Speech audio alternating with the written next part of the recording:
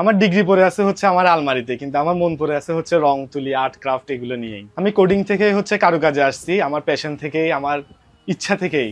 যখন আমি দেখি যে আমার প্যাশন আমার জীবনে রসদ যোগাইতে সক্ষম, তাহলে কেন আমি আমার প্যাশনকে ফেলে দিয়ে শুধু শুধু ডিগ্রির পিছনে হচ্ছে গিয়ে দৌড়াবো। আমার ক্লায়েন্ট হচ্ছে এখন আমার ঘরেরও বস, ব্যবসারও বস হয়ে গেছে আর কি। এটা বলতে গেলে হচ্ছে আসলে পণ্য দিতে গিয়ে মন দিয়ে ফেলছি মতো হচ্ছে কি অবস্থা। তো ছিল ক্লায়েন্ট, এখন হয়ে গেছে হচ্ছে গিয়ে পার্টনার, জীবনের পার্টনার, অফিসের পার্টনার, সব দিক থেকেই হচ্ছে কি ওতপ্রোত ভাবে হচ্ছে গিয়ে জড়াই ফেলছি। যেহেতু দুজনেই একই জিনিস নিয়ে কাজ করি, দুজনেই অনেক আইডিয়া শেয়ার করতে পারি। ইভেন এমনও আছে আমার এখানে অনেক কিছুই হচ্ছে সেই আইডিয়া দিছে, আমি বানাই দিছি। হ্যাঁ, আমাদের জিনিসটা হয় তুমি কাটো আমি রং করি, এই টাইপের হচ্ছে কি অবস্থা। কম্পিউটার নিয়ে পরেও হচ্ছে কি আমি ক্রাফটের লাইন আসছি, এটার মূল অনুপ্রেরণা হচ্ছে আমার বাবা। যে আমার বাবা হচ্ছে আর্টিস্ট, উনি পোর্ট্রেট করতো, তারপর হচ্ছে সিনারি করতো, ব্যাকগ্রাউন্ড যে স্টুডিওতে যে সিনারি থাকতো পিছনে ওগুলো করতো। ছোট থেকে হচ্ছে আর্ট ক্রাফট এগুলো নিয়ে আমার দেখা। পারিবারিকভাবে হচ্ছে কি আমি এই লাইনটার সাথে অনেক বেশি জড়িত। সব ব্যবসাতেই হচ্ছে প্রথম সাইডটা একটু খুব স্ট্রাগলের হয়। আপনি একটা প্রোডাক্ট বানাচ্ছেন, এই প্রোডাক্ট কে নিবে, আপনার কাস্টমার কারা, কারা এই জিনিসগুলো পছন্দ করে, আপনি কোত্থেকে আপনার ক্লায়েন্ট বেস তৈরি করবেন, এই জিনিসগুলো সবসময় প্রতিটা ব্যবসার ক্ষেত্রে এটা একটু চ্যালেঞ্জিং টাইপের হয়।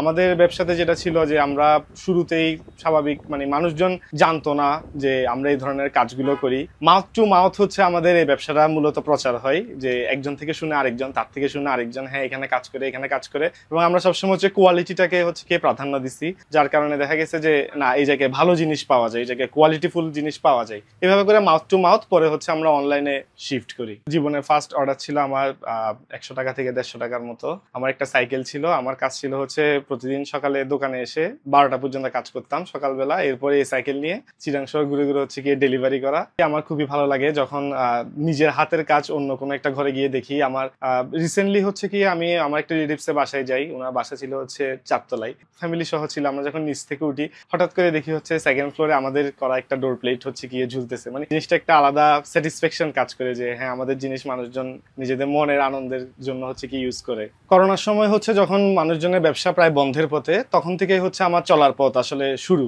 স্ট্রাগলের গল্প আসলে মুখে বলে তো হচ্ছে কি বোঝানো যায় না। আমার স্ট্রাগলের সময় ছিল হচ্ছে আমার একমাত্র সঙ্গী ছিল আমার সাইকেল। এই সাইকেল নিয়ে ঘুরে ঘুরে করোনার সময় দেখা যেত পুরা চিটাং শহর ঘুরে ঘুরে ডেলিভারি দিতাম, ম্যাটেরিয়াল সাপ্লাই করতাম।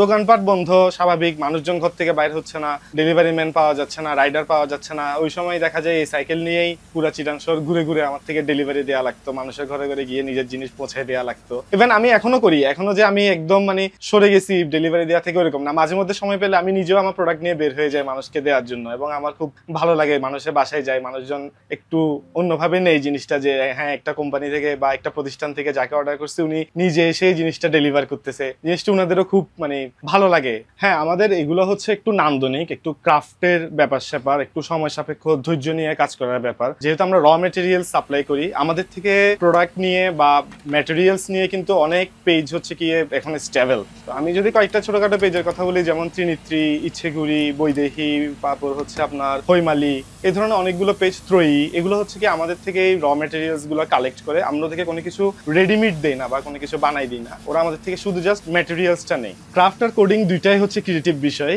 কোডিং করে হচ্ছে আমার মস্তিষ্ক শান্তি পাইতো, কিন্তু ক্রাফট করে হচ্ছে আমার আসলে মনের শান্তিটা পাই, মানে মনের শান্তি যেখানে, ওইটা নিয়েই আগাইতে চাচ্ছি। হ্যাঁ আমাকে হচ্ছে গিয়ে মানে বলছে মানুষজন যে যে ব্যবসাটাতে আমি নামছি আর্ট ক্রাফট, এটা হচ্ছে কি একটা ট্রেন্ডের ব্যাপার, যে এটা একটা ট্রেন্ড শেষ হইলে এগুলা মানুষজন আর নিবে না, এগুলা যতদিন ট্রেন্ড থাকে অতদিন, ট্রেন্ডি ব্যবসা আর কি যেটাকে বলে। কিন্তু আমার মনে হচ্ছিল যে আমি ডিজাইন করতে পারি, আমার কাছে মেশিন আছে, আমার কাছে পর্যাপ্ত রিসোর্স আছে, আমি আমার স্কিল হচ্ছে কি এখানে কাজে লাগাইতে পারি, এবং সবচেয়ে বড় ব্যাপার হচ্ছে আমার মনের ইচ্ছা আছে। এত কিছু থাকার পরে আমার মনে হয় না যে আমি মানে শুধু কোনো একটা নির্দিষ্ট প্রোডাক্টের উপর আবদ্ধ থাকবো, যে এটার এখন ট্রেন্ড শেষ, এটা এখন আর ইউজ হচ্ছে না, এই টাইপের কোনো ব্যাপার থাকবে বলে আমার আসলে মনে হয় না। আমরা সবসময় চেষ্টা করি নিত্য নতুন আইটেম বাজারে লঞ্চ করার জন্য।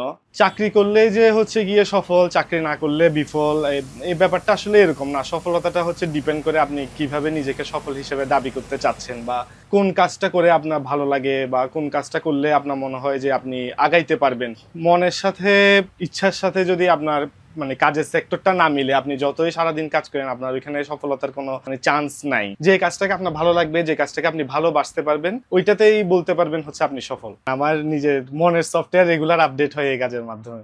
আমার জীবনে হচ্ছে আমি যদি সবচেয়ে বড় সাপোর্ট, সবচেয়ে বড় ব্যাকবোন হিসেবে বলি, এখানে আমি আমার বাবাকে হচ্ছে কি মূল ভূমিকা দিব, আমার জীবনের হিরো।